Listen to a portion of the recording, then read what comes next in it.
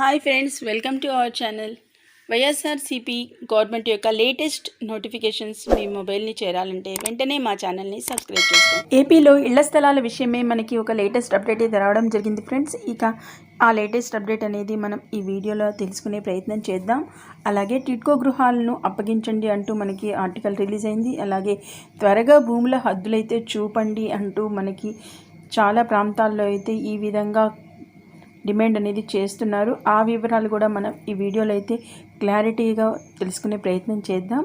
ఇక ఫస్ట్ మనం ఇళ్ల స్థలాలు కేటాయించాలని కోరుతూ 20 నుంచి అయితే ఉద్యమం కొనసాగిస్తున్నట్లుగా మనకి ఆర్టికల్ అయితే రిలీజ్ అయింది ఫ్రెండ్స్. ఆ విషయాన్ని అయితే ఫస్ట్ తెలుసుకునే ప్రయత్నం చేద్దాం. అలాగే ఇక ఈరోజు అయితే ప్రారంభం కాబోతున్న వైఎస్ఆర్ జగన్మోహన్ రెడ్డి గారిచే నేడే ప్రారంభం కాబోతున్న ఈ వైఎస్ఆర్ బీమా పథకం యొక్క వివరాలను కూడా మనం సవివరంగా అయితే ఈ వీడియోలో తెలుసుకునే ప్రయత్నం చేద్దాం. ఇక వివరాల్లోకి వెళ్ళే ముందు ఎప్పటిలాగా నాది ఒక చిన్న రిక్వెస్ట్ ఫ్రెండ్స్. అదేంటంటే ఇప్పటి వరకు మన వీడియోని లైక్ చేయకపోతే వెంటనే ఒక చిన్న లైక్ చేయండి ఫ్రెండ్స్. ఎందుకంటే ఇలాంటి యూస్ఫుల్ అండ్ ఇన్ఫర్మేటివ్ న్యూస్ అనేది మన ఛానల్ సబ్స్క్రైబర్స్ అందరికీ ఫాస్ట్గా రీచ్ అవ్వాలంటే మీరు ఒక చిన్న లైక్ చేయాల్సి ఉంటుంది ఫ్రెండ్స్, ఓకేనా?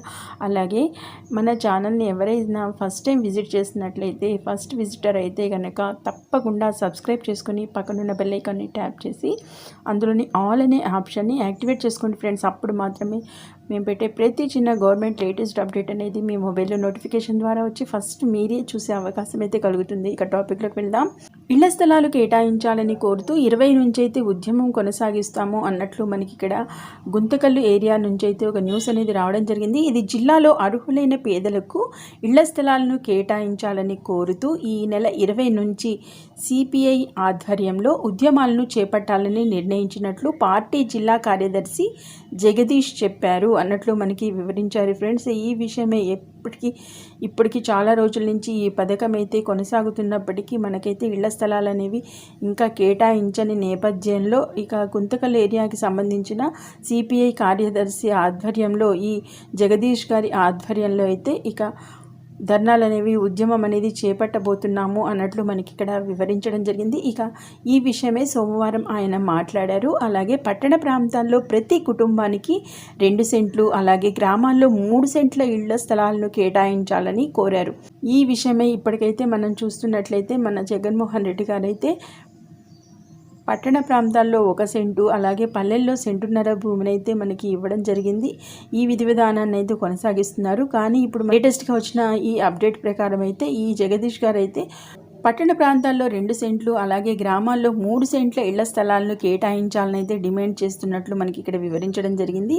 ఇక ఇది నెరవేరుతుందో లేదో అనేది మాత్రం మనం వేచి చూడాల్సి ఉంటుంది. అలాగే టిడ్కో ఇళ్ల నిర్మాణం పూర్తి చేసి పేదలకు కేటాయించాలని కోరుతూ చేపడుతున్న ఆందోళన కార్యక్రమంలో పేదలందరూ ఇక పాల్గొనాలని కూడా పిలుపునివ్వడం అనేది జరిగింది ఫ్రెండ్స్. ఈ విషయమై ఎవరైతే ఇంట్రెస్ట్ ఉండి ఈ పేదల ఇవ్వాల్సిన ఇళ్ల విషయమై ఇంకా త్వరితగతిన ఈ చర్యలు అనేవి కొనసాగాలి, త్వరితగతిన ఈ సమస్య అనేది పరిష్కరింపబడాలి అనుకునేవారు ఎవరైతే ఉన్నారో వాళ్ళైతే ఇక ఈ ఆందోళన కార్యక్రమంలో పేదలందరూ పాల్గొనాలని అయితే ఈయన పిలుపునైతే ఇవ్వడం జరిగింది. జగదీష్ గారైతే సిపిఐ కార్యదర్శి కాబట్టి ఇక ఎవరికైతే ఇంట్రెస్ట్ ఉందో వాళ్ళైతే ఈ కార్యక్రమంలో పాల్గొనవచ్చు. ఈ విషయమై నాయకులు గోవిందు, వీరభద్రస్వామి అలాగే మహేష్, మహమ్మద్ గౌస్, ఈశ్వరయ్య పాల్గొన్నారు అన్నట్లు మనకి ఇక్కడైతే స్పష్టం చేశారు. అలాగే ఈ విషయమై టిడ్కో హౌసెస్ విషయమే మనకి మరొక న్యూస్ ఆర్టికల్ ఏంటంటే టిడ్కో గృహాలను అయితే అప్పగించండి అన్నట్టు మనకి ఇక్కడ ధర్నాలు అనేవి చేపట్టడం జరిగింది. ఇది ఏలూరు గ్రామీణానికి సంబంధించిన న్యూస్ అనమాట. గత ప్రభుత్వ హయాంలో పట్టణ ప్రాంతాల్లో నిర్మించిన టిడ్కో గృహాలను లబ్ధిదారులకు అప్పగించాలని సిపిఐ జిల్లా కార్యదర్శి డేగా ప్రభాకర్ డిమాండ్ అనేది చేశారు. ఈ విషయమే మనకి ఏలూరులో అయితే కనుక డేగా ప్రభాకర్ రావు గారు అయితే ఎవరైతే సిపిఐ కార్యదర్శి ఉన్నారో వాళ్ళైతే డిమాండ్ చేస్తున్నారు. ఇక పోణంగి రోడ్లో నిర్మించిన టిడ్కో గృహాలను అయితే సిపిఐ నాయకులు సోమవారం అయితే పరిశీలించారన్నట్లు వివరించారు.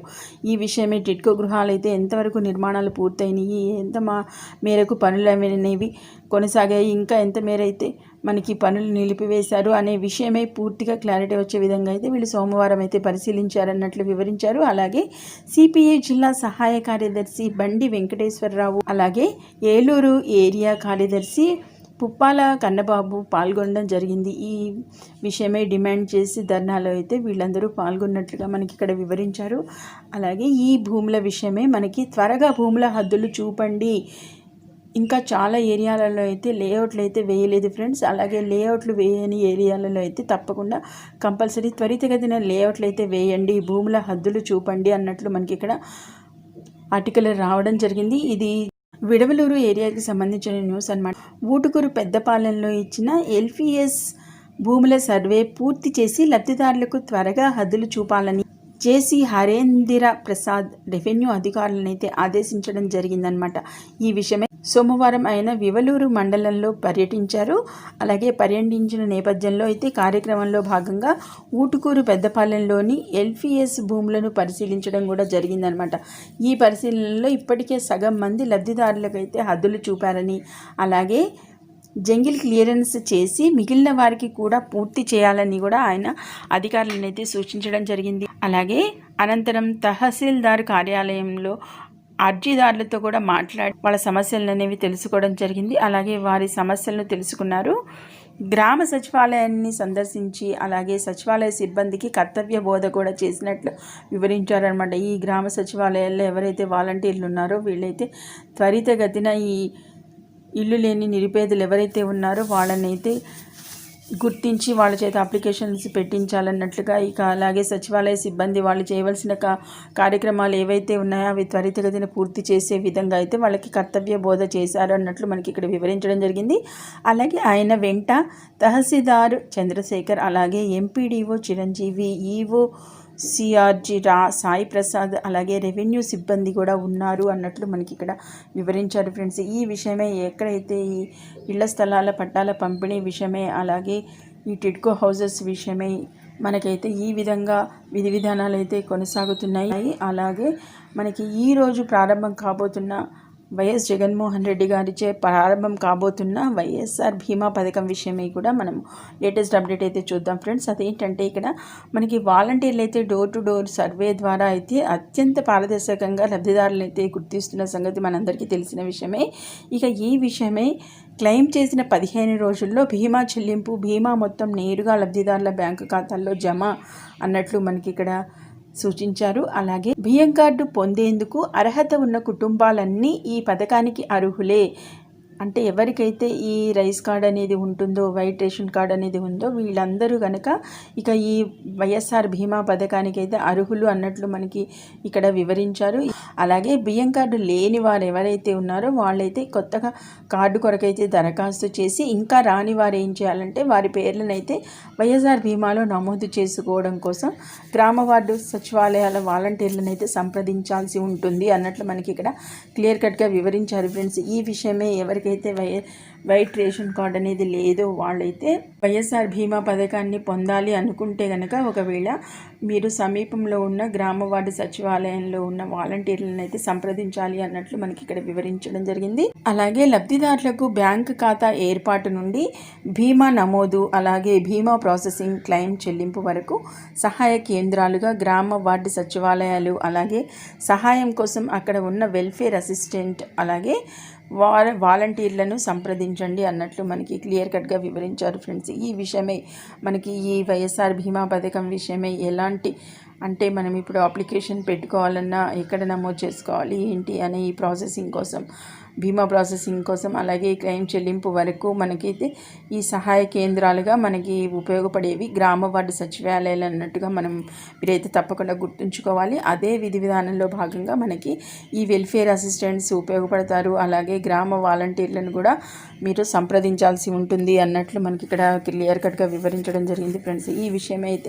ఈ విషయమై మీరైతే ఎటువంటి డౌట్స్ అనేవి ఉన్నా మీరు వెంటనే సమీప గ్రామ వార్డు సచివాలయానికి వెళ్ళి తెలుసుకోవచ్చు, లేదా మీ యొక్క వాలంటీర్లను సంప్రదించి కూడా తెలుసుకునే అవకాశం అయితే కల్పిస్తున్నారు. అలాగే ఈ విషయమే ప్రారంభించారు కాబట్టి ఈ నేపథ్యంలో ఇక ఒక వారంలో వాలంటీర్ మీ ఇంటికి వచ్చి బీమా కార్డు ఇచ్చి వెళతారు అన్నట్టు మనకి ఇక్కడ వివరించారు ఫ్రెండ్స్. ఇలాంటి లేటెస్ట్ అప్డేట్స్ ఏవైతే ఉన్నాయో అవన్నీ మీరు వెంటనే మీ మొబైల్లో నోటిఫికేషన్గా పొందాలంటే మా ఛానల్ని వెంటనే సబ్స్క్రైబ్ చేసుకోండి. ఈ విషయాన్ని మీ ఫ్రెండ్స్ అండ్ ఫ్యామిలీ అందరికీ షేర్ చేయండి. మీరు ఒక చిన్న లైక్ చేస్తే ఈ లైక్ అనేది మా ఛానల్కి ఎంతో ఉపయోగపడుతుంది. ఉపయోగపడుతుంది. ఈ విషయం మరింత మందికి చేరువవడానికి సహాయపడుతుంది. Okay, thank you for watching.